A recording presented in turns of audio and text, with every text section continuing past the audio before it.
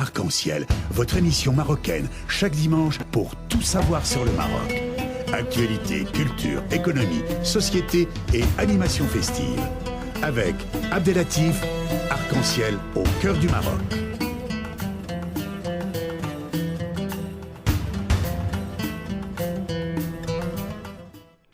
Bonjour à toutes et bonjour à tous et bienvenue dans l'émission marocaine Arc-en-Ciel.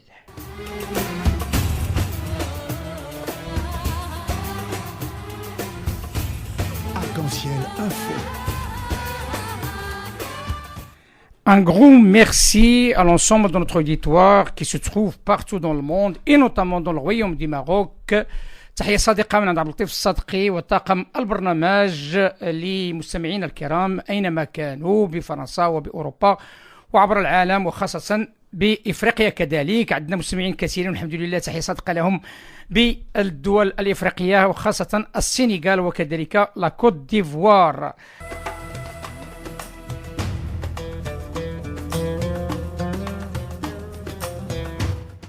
Une émission spéciale ce jour fondée sur l'actualité parce que l'émission Arc-en-Ciel c'est une émission aussi qui suit l'actualité. Notre pays, la France, a vécu ces derniers jours un événement dramatique, un événement qui a mis à mal un certain nombre de principes et notamment l'assassinat gratuit d'un policier et aussi un grand nombre de blessés qui rentrent dans le cadre d'un grand nombre de morts et de blessés qui ont surcombé pendant cette année. Malheureusement, nous vivons une période de Vigipirate, mais malheureusement, ça continue. Et afin d'éviter l'amalgame et afin d'éviter la récupération politique, l'émission Arc-en-Ciel s'est engagée d'ouvrir le débat sur ce dossier et d'une manière professionnelle, mais aussi d'une manière neutre. Et le temps de rentrer en contact avec nos 5 intervenants de ce jour, qui sont des intervenants de renom, notamment Dr Charles Saint-Pront, président de l'Observatoire d'études géopolitiques de Paris, Madame Fatima Guimiah, secrétaire générale de la FACOM, Monsieur Chana Ben Issa, le président de CERCM Rhône-Alpes, Monsieur El Haj Driss El Moudni, le président de CERCM Languedoc-Roussillon, et notre référent France, Zaki Gourman. On vous laisse avec cette pause musicale, le temps de rentrer en contact avec notre premier intervenant.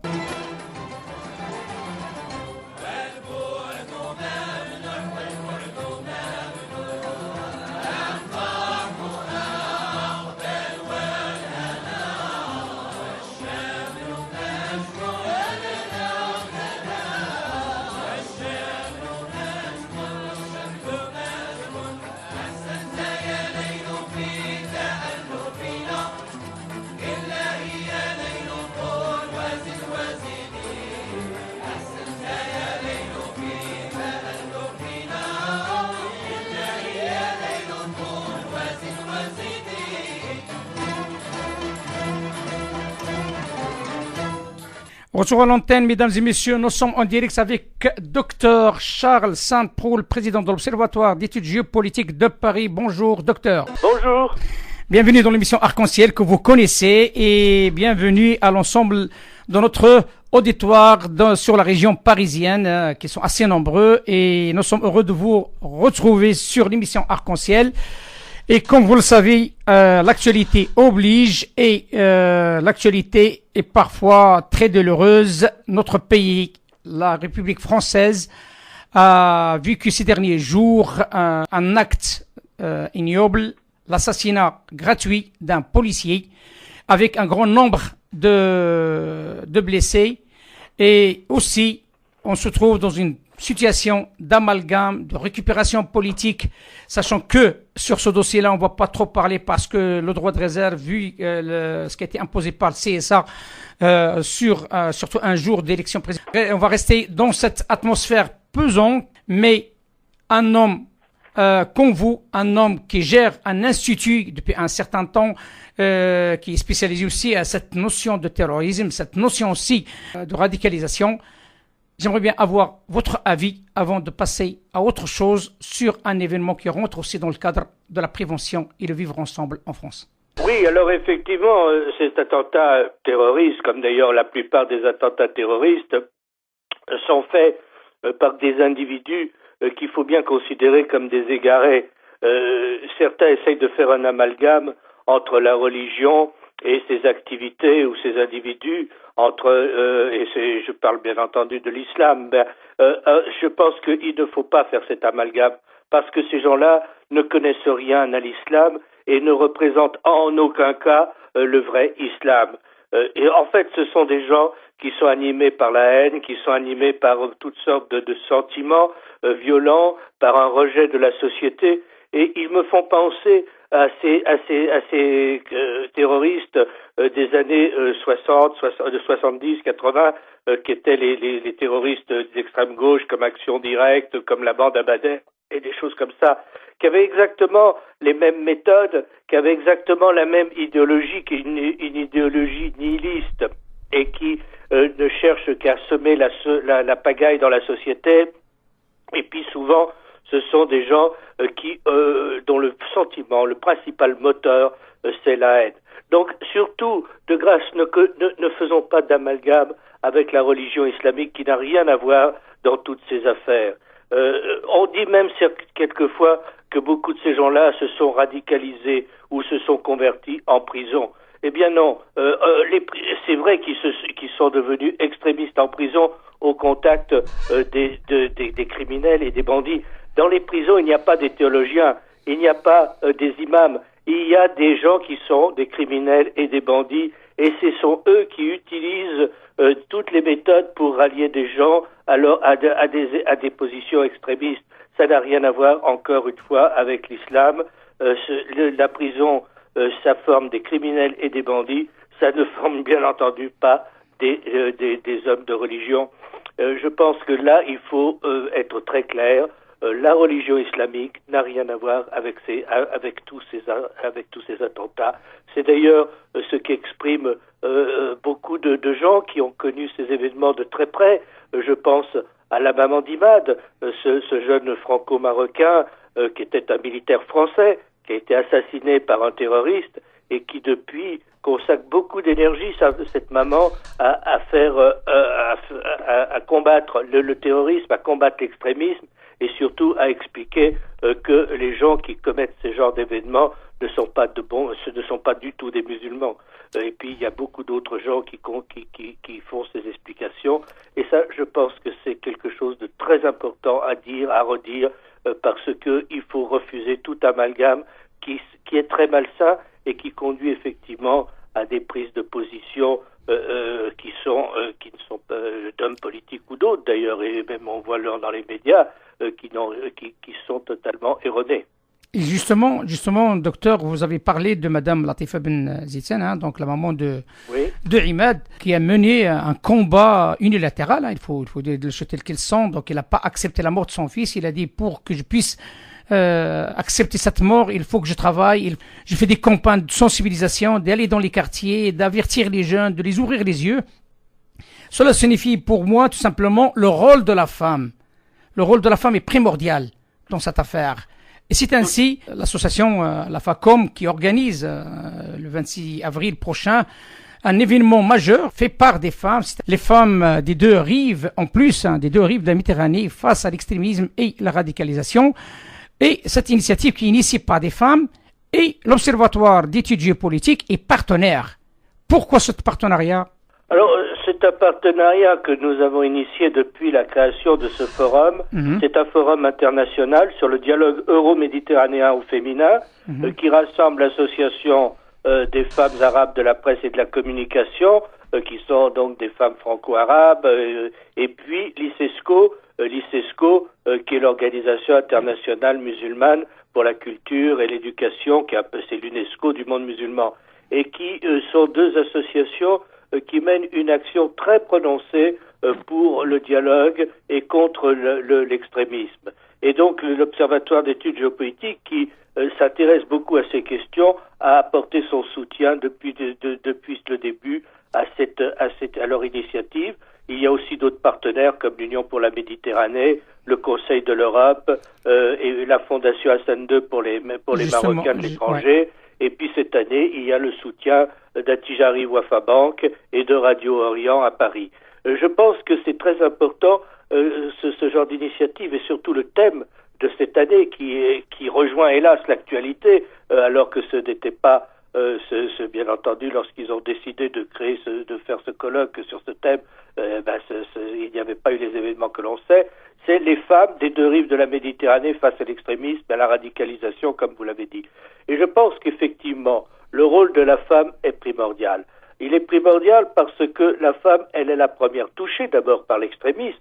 On voit très bien que la première chose que font les radicaux ou les extrémistes lorsqu'ils prennent le pouvoir ou lorsqu'ils sont en situation de force, c'est de réduire les droits de la femme. On l'a vu en Afghanistan avec les talibans, on l'a vu dans d'autres pays, on l'a vu même en Égypte avec les frères musulmans. Bon, et donc c'est la femme qui est toujours la première touchée. Et puis ils imposent à la femme des accoutrements extraordinaires qui n'ont rien à voir avec les traditions religieuses et qui n'ont rien à voir avec les traditions nationales, comme la burqa, des choses comme ça. Et puis certains vont même jusqu'à interdire d'aller aux petites filles d'aller à l'école. Bon, donc souvent c'est la femme qui est en première ligne parce que c'est la femme qui est la plus touchée. Toute la société est touchée par l'extrémisme, mais c'est souvent la femme. Et maintenant, on voit aussi les victimes, dans les victimes du terrorisme, eh bien il y a des mères, il y a des sœurs, il y a des filles,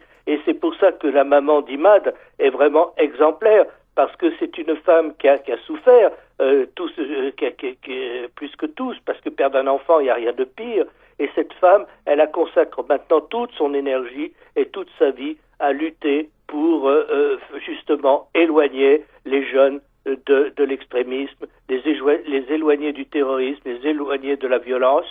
Elle parcourt la France, elle va aussi au Maroc, elle va dans plusieurs pays pour son message, qui est un message de tolérance, qui est un message de refus du radicalisme et de l'extrémisme, et qui est un message aussi pour le vivre ensemble. Et je crois que ce que fait cette maman est extraordinaire et il faut vraiment la saluer. Monsieur le Président, vous le savez comme l'émission Arc-en-Ciel a pris sur son épaule que depuis un certain temps qu'elle travaille aussi dans ce cadre-là, avec un grand nombre d'intervenants de très haut niveau dans ce domaine, surtout la radicalisation et aussi d'éviter l'amalgame. Et selon le communiqué de la FACOM, il y a un grand nombre de partenaires marocains. La question qui se pose, cet engouement de partenaires marocains par rapport à un événement de taille, exprime-t-il un réel intérêt des Marocains par rapport à ce fléau qui dérange beaucoup de monde? Oui, alors il y a des partenaires institutionnels, notamment la Fondation Hassan II pour les Marocains résidant à l'étranger, qui fait un grand travail justement auprès des communautés marocaines ou issues du Maroc à l'étranger. Il y a Attijari Wafa Bank et il y a parmi les intervenants Madame Hayat Boufarachen, qui est la vice-présidente de la Chambre des représentants du Maroc et qui va parler dans le panel des élus. Et puis, il y a le docteur Rita El-Kayat, qui est un écrivain bien connu. Alors, pourquoi cette participation marocaine assez massive? Parce que le Maroc est en première ligne, je dirais, pour la lutte contre l'extrémisme. Sous la direction du roi Mohamed VI, qui, ne l'oublions pas, est aussi commandeur des croyants, et donc il y a une légitimité toute particulière pour parler de la religion. Le Maroc a pris des positions très fermes contre l'extrémisme, contre le terrorisme et pour la tolérance. Le roi Mohamed VI a fait de nombreux discours très importants sur cette question, et encore récemment, au mois d'août, lors de la fête de la jeunesse, un discours où il appelle justement à préserver par tous les moyens le vivre ensemble, à refuser toute intolérance, à refuser tout extrémisme. Je crois que le Maroc, grâce au roi Mohamed VI, est en première ligne dans la lutte contre l'extrémisme. Et puis, il y a toute l'action pratique que fait le Maroc, la formation des imams.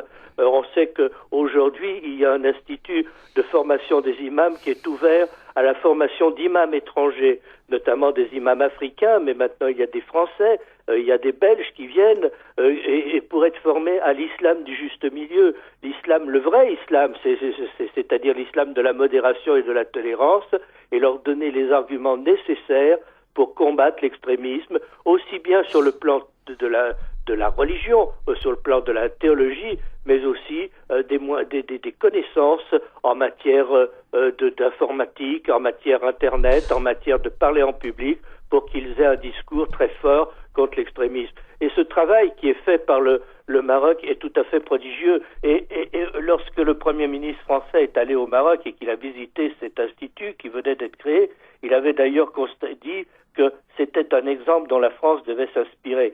Et je pense que si aujourd'hui la question de la formation des imams est de première importance en France, parce qu'il faut effectivement des cadres religieux qui soient très bien formés pour être bien en mesure de combattre les dérives, les déviations. Et je dis bien les déviations, car ces sentiments extrémistes n'ont rien à voir avec le vrai islam, mais il faut justement des cadres religieux d'envergure qui sachent répondre à ces amalgames et qui sachent rétablir la vérité. Eh bien, je pense que si on veut former des cadres de cette envergure, il faut le faire avec ceux qui savent faire, ceux qui ont la vraie légitimité, et c'est-à-dire avec le Maroc. Il n'y a que le Maroc qui peut aider les pays comme la France et d'autres, et je pense à la Belgique aussi, à développer une formation de premier plan des cadres religieux dont nous avons besoin. Et quand je dis les cadres religieux, ce n'est pas seulement les imams, c'est aussi les aumôniers. On a besoin d'aumôniers dans les prisons,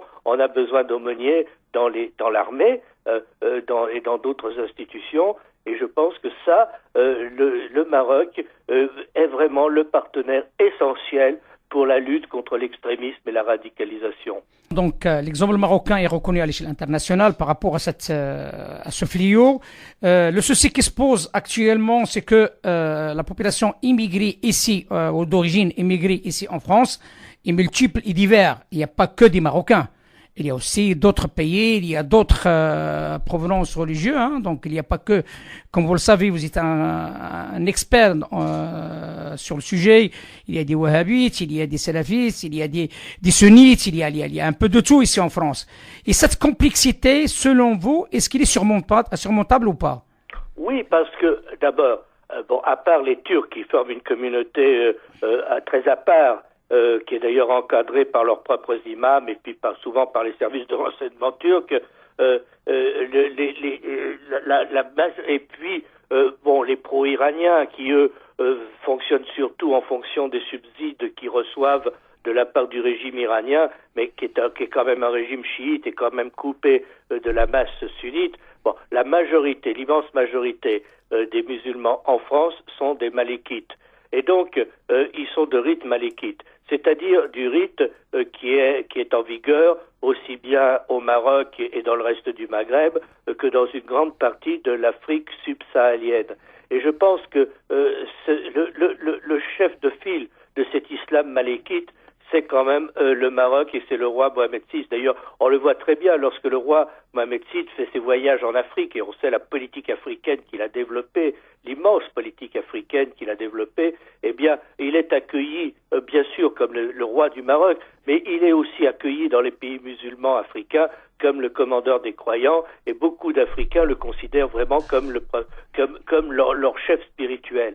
Donc, je pense que, compte tenu du fait que la grande majorité des musulmans de France, de Belgique, de Hollande sont des Maghrébins ou sont des Malékites ou Africains, Malékites aussi, eh bien, ça donne justement au Maroc la possibilité de réaffirmer, d'être le partenaire essentiel contre l'extrémisme et contre les tentations de répandre une mauvaise caricature de l'islam et de répondre aussi aux déviations qui sont multiples et qui sont souvent le fait de l'ignorance. Ma dernière question, Président, si vous le permettez, parce que, comme vous le savez, il y a 4 autres intervenants après vous. Il y a surtout Madame Fatima Guimier, qui est la secrétaire générale de la FACOM, qui organise cet événement, bien entendu. On reparlera avec elle sur l'aspect féminin de ce dossier. Mais par contre, si on résume un petit peu et nous souhaitons simplement avoir l'avis d'un expert. Vous avez bien parlé d'un côté musulman, d'un côté population immigrée, d'un côté aussi du rôle des pays d'origine de ces musulmans qui vivent ici en France. Quel message, selon vous, que que vous pouvez transmettre aussi aux autorités françaises pour qu'il n'y ait pas cet amalgame? Je pense que les autorités françaises compétentes savent très bien la réalité et savent très bien qu'il ne faut pas faire cet amalgame. Et en général, et je parle des autorités politiques ou des autorités administratives compétentes, cet amalgame n'a jamais été vraiment fait. Il est fait par les pêcheurs en eau trouble, il est fait par les médias, il est fait par l'ignorance aussi de certains groupes ou de certains médias ou de certains individus. Bon, je crois que dans les deux cas, qu'aussi bien contre l'extrémisme dans les communautés musulmanes que la perception qu'en ont les sociétés occidentales, le grand fléau, c'est l'ignorance. En fait, on ne connaît rien à la religion musulmane et donc c'est pour ça qu'on arrive à ces interprétations qui sont erronées. Et je pense qu'il serait très utile qu'il y ait une meilleure information sur la religion musulmane pour que les gens redécouvrent d'abord que le Dieu des musulmans, c'est le même Dieu que les chrétiens, c'est le Dieu des monothéistes, et qu'ensuite il y a des valeurs partagées communes qui sont des valeurs d'amour, des valeurs de tolérance. Je pense que c'est très important d'aller dans ce sens. C'est un peu le sens des actions d'ailleurs que fait l'Observatoire d'études géopolitiques dans beaucoup de colloques sur la recherche de nos valeurs communes, et ça c'est très important. Et je pense qu'il y a une responsabilité des deux côtés. Vous savez, le roi Hassan II, qui était un visionnaire, disait toujours aux Marocains immigrés: n'oubliez jamais que vous êtes des ambassadeurs de votre pays et il faut donner une bonne image de votre pays, une bonne image de nos valeurs, une bonne image de nos traditions, une bonne image de notre religion. Je pense que ça